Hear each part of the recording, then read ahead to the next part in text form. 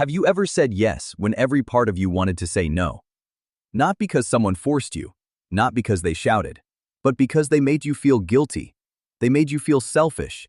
They made you feel like if you did not give in, you were a bad person. That is where emotional influence becomes complicated. Because emotions are not always manipulative. In every relationship, emotions matter. If someone says, "When you cancel last minute, I feel hurt," that is not automatically manipulation. That is communication. But there is a difference between emotional leverage and emotional extortion. Emotional leverage is when someone uses the emotional weight of a situation to help you understand why something matters. Emotional extortion is when someone uses your guilt, fear, love, shame, or empathy to pressure you into doing what they want. One invites understanding, the other forces compliance. For example, imagine someone says, "When you cancel at the last minute, I feel hurt because I was looking forward to seeing you. Can we plan more clearly next time?" That is emotional leverage in a healthy form. They are expressing a feeling. They are explaining the impact. They are making a request. Now compare that with, "If you really cared about me, you would cancel your plans and come see me." That is emotional extortion. It is no longer just a feeling. It is a test. It turns love into pressure. This is why emotional extortion can be hard to spot. It often does not sound like control. It sounds like sadness. It sounds like disappointment. It sounds like love. It sounds like, "I just need you." But underneath, the message is, if you do not do what I want, you are cruel, selfish, unloving, or responsible for my pain. That is the trap. Healthy emotional leverage says, "This matters to me." Emotional extortion says, "If you do not do this, you are hurting me."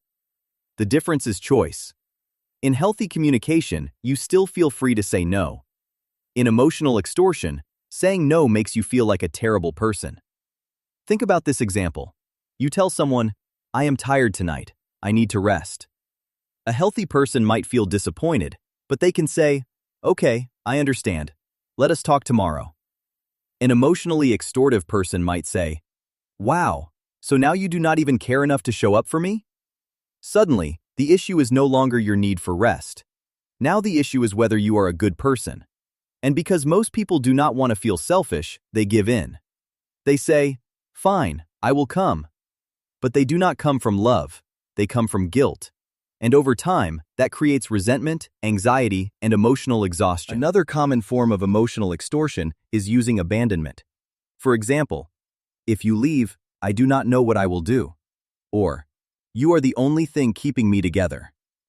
This is powerful because it targets your empathy. You may feel responsible for saving them, even when the relationship is hurting you.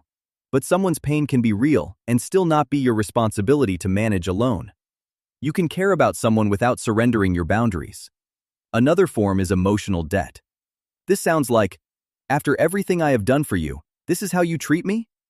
Sometimes people genuinely feel unappreciated. That can be discussed. But emotional debt becomes toxic when kindness is later used as a bill. Real generosity does not secretly keep score so it can control you later. Another form is silence as punishment. They do not explain what is wrong. They do not communicate. They just withdraw affection until you panic enough to apologize, even when you do not know what you did. Then you start managing their silence. You replay every conversation. You send long messages.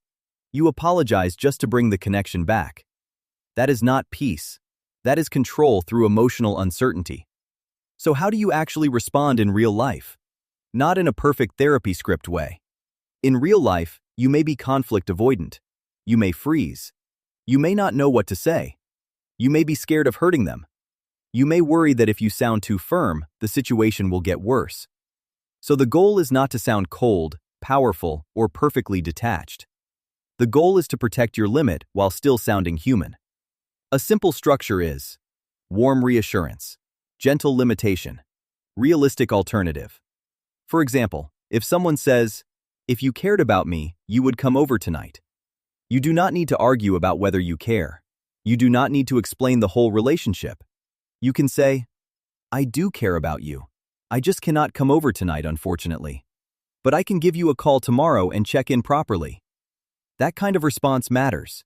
It reassures them. It states the reality, and it offers something you can actually do. It does not accuse them. It does not debate the meaning of love. It simply says, I am still here, but I cannot do that tonight. If someone wants to keep arguing late at night, you might say, I do want to talk about this, but I am honestly too tired to have this conversation properly tonight. Can we talk tomorrow when we are both calmer? If a friend is overwhelmed and wants your full emotional support immediately, you might say, I am really sorry you are going through this. I care about you, but I am drained tonight and I do not think I can support you properly right now. Can I check in with you tomorrow morning? If a family member makes you feel guilty for not helping right away, you might say, I understand this is important, and I am sorry I cannot help today. I can help on Saturday if that still works. The point is not to reject people harshly. The point is to stop abandoning yourself just because someone else is upset. A healthy response does not have to be dramatic. Sometimes it is as simple as, I do care, I just cannot tonight, but I can tomorrow. And then watch what happens. A healthy person may feel disappointed. They may need a moment, but they will not keep punishing you for having a reasonable limit. If a small boundary creates a huge punishment, that is important information. Because emotional extortion tries to make you believe you have only two choices: give in or be cruel. But real life has a third option. You can care and still have a limit. You can be kind and still say no. You can offer what you realistically can, without giving more than you have. So the next time someone uses emotion to pressure you, ask yourself, are they inviting me to understand them? Or are they making me responsible for fixing their feelings? Because the difference between emotional leverage and emotional extortion is not emotion. It is freedom. Healthy emotional leverage leaves you with choice. Emotional extortion makes your choice feel like betrayal.